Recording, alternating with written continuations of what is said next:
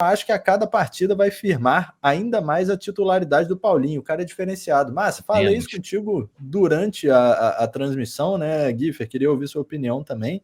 Mas assim, acho que... Não sei o que vocês acham, mas acho que não é impossível o Paulinho já ir buscando essa titularidade antes da saída do Estevão.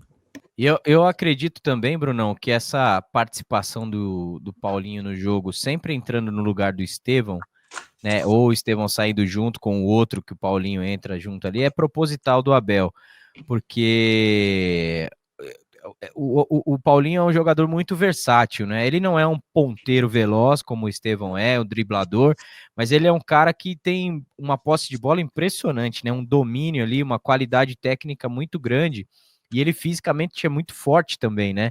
Então ele pode jogar como centroavante, ele pode jogar um pouco mais aberto na ponta, não como esse ponteiro veloz, mas como um meia ali mais avançado, pode ser um segundo atacante do lado do centroavante também. Acho que ele e o Vitor Roque juntos podem ser uma boa dupla ali na frente.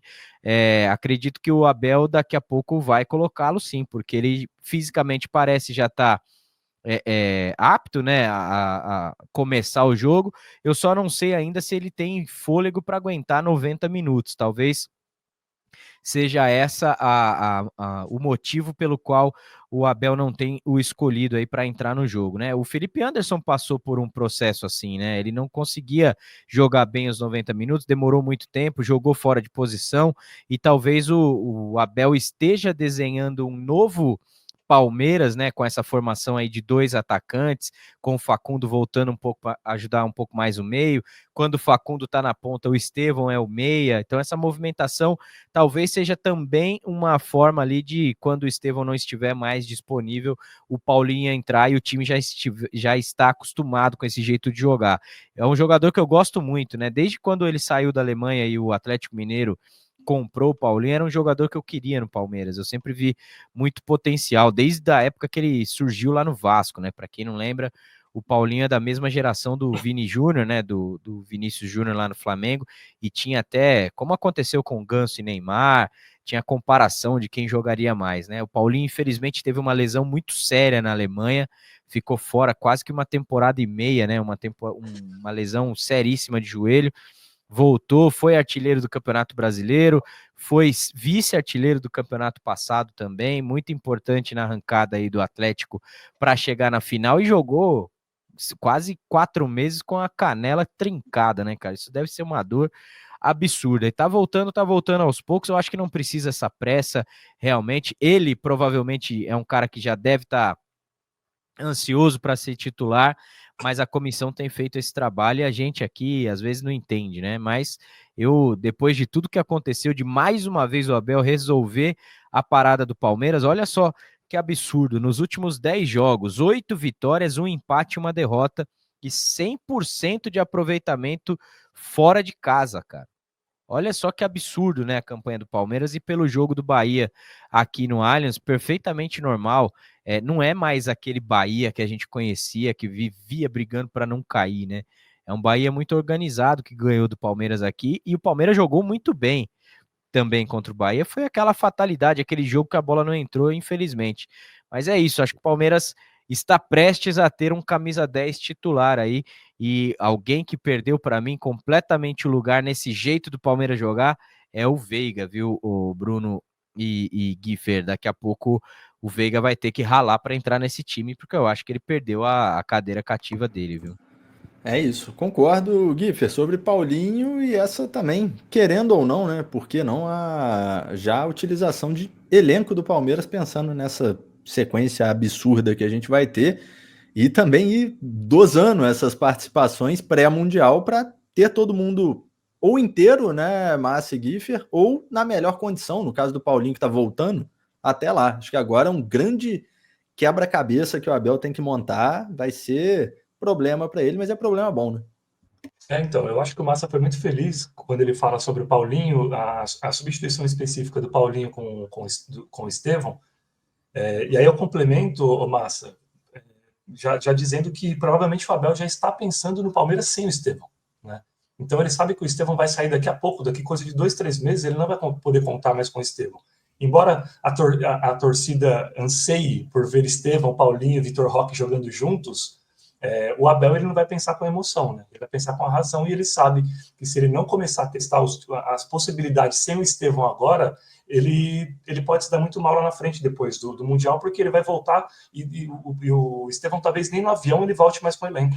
Né? Então o Abel não é daqueles que te esperar a água bater na bunda para começar a se mexer. Ele já está fazendo alguns testes. Eu também concordo que o Paulinho, ele, cara, desde o jogo passado, contra o próprio Bahia, eu achei que o Paulinho jogou muito, ele entrou muito bem na partida, hoje entrou muito bem de novo, e a questão de titularidade dele, eu acho que é muito aspecto de DM. Na hora que o DM falar, ele pode jogar os 90 minutos, eu tenho certeza de que o Abel já vai colocar ele desde o início. Até imagino, talvez não seja dessa forma, mas eu imagino que como o Abel vai fazer alguns testes também contra o Vasco, talvez a gente tenha essa surpresa do Paulinho como titular, porque provavelmente o Abel vai entrar com um time alternativo contra o Vasco, visando o jogo do Cerro na quarta, né?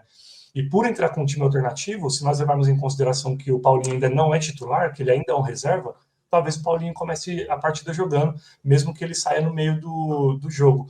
A gente pode esperar para ver, né? E como nós observamos hoje, o Paulinho ele traz muita velocidade para o ataque no meio ali, né, do ataque.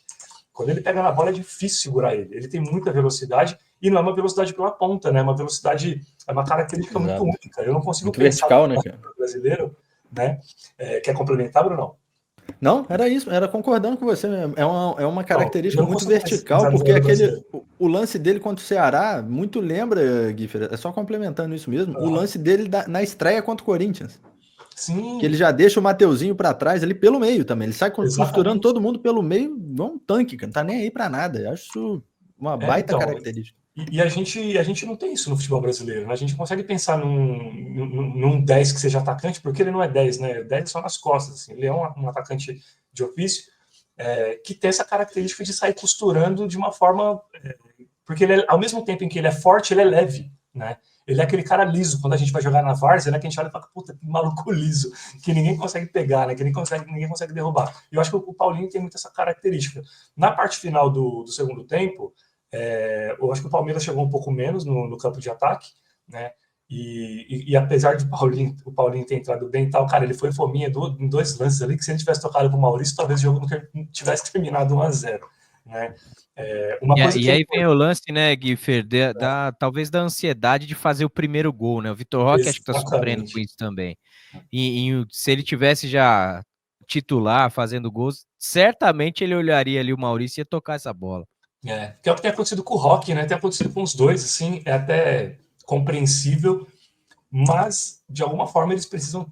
Eu sei que na hora vou fazer meu gol, né? Preciso retribuir para a torcida todo esse carinho, retribuir para a diretoria todo o investimento, mas em algum momento precisa também colocar um pouco a cabeça no lugar para não começar o desespero de marcar o seu gol em detrimento do coletivo, né? Mas eu sei também que isso é muito difícil e até agora, obviamente, isso também não tem atrapalhado. Eu acho que a torcida, vocês acham que vão concordar comigo, a gente não liga de perder ou de empatar jogos. O que incomoda a gente é a postura do time em campo. Né? Porque perder faz parte, a gente está falando de um jogo, ou a gente vai empatar, ou vai perder, ou vai ganhar, tá tudo certo. O problema é quando a gente perde e o time não tem alma, o time não tem sangue.